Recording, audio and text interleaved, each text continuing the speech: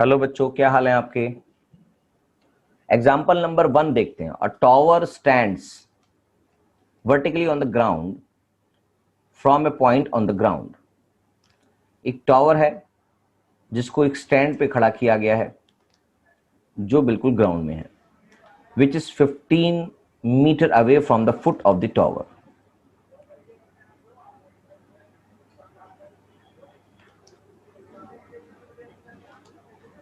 Away from the foot of the tower.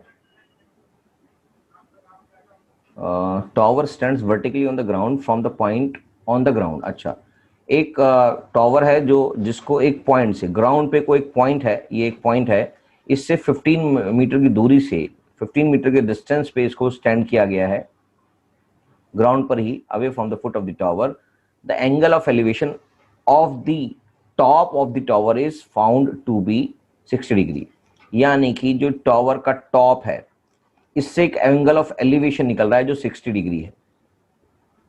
Find the height of the tower. You need to find height of the tower. ये निकालना है आपको, यहां से यहां तक की डिस्टेंस जो है वो आपको निकालना है।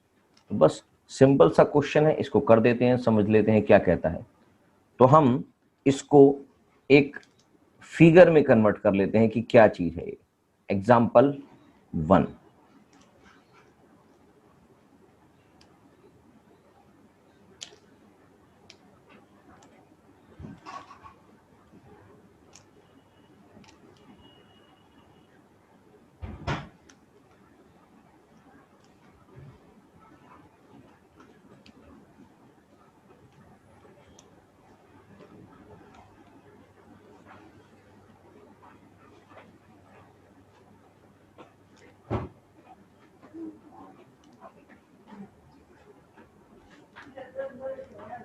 करेक्ट।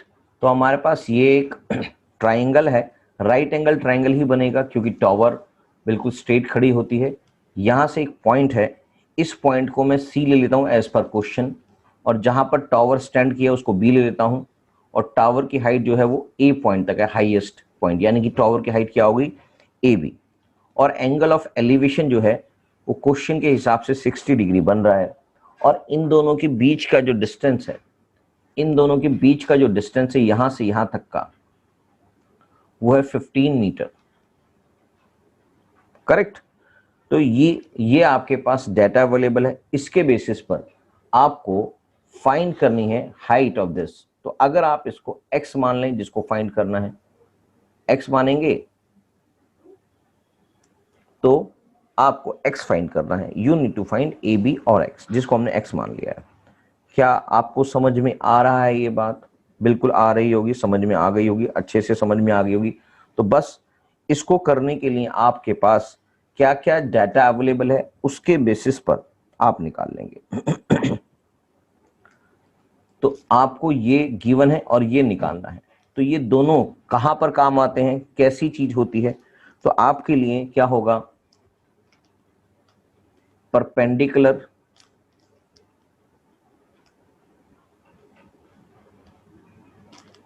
Upon base. कुछ याद आ रहा है क्या चीज है ये? हाँ सर याद आ रहा है। क्या होता है? ये होता है 10। तो 10 का हमारे पास एंगल दे रखा है 10 60 डिग्री। क्या बात समझ में आ गई?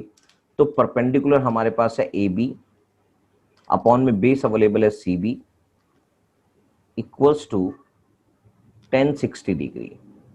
करेक्ट। उसके बाद ए बी की वैल्यू क्वेश्चन में गिवन नहीं है, हमने उसको एजम्पशन मानी है कि एक्स मान लेते हैं, उसको लिख देते हैं, इसको let A B equals to X. तो एक्स अपॉन सी बी क्या है, 15 मीटर, इक्वल्स टू 10 60 डिग्री। अब अगर आपको 10 60 डिग्री की वैल्यू नहीं पता है तो आप भूल जाए इस क्वेश्चन को करने के लिए। तो 10 60 डिग्री की वैल्यू आपको याद करनी पड़ेगी, जो टेबल मैंने आपको याद करवाई थी। तो चलिए याद करके बताओ कितनी वैल्यू होती है। ठीक है, जल्दी से बताओ, मेरे लिखने से पहले ही बताएंगे तभी होगा। x upon 15 equals to √3। Correct, बिल्कुल सही बोला आपने। तो x की वैल्यू कितनी हो गई, x इक्वल्स टू 15√3। तो बस height of the tower is, X की वैल्यू ये आ गई है मीटर, तो height of the tower is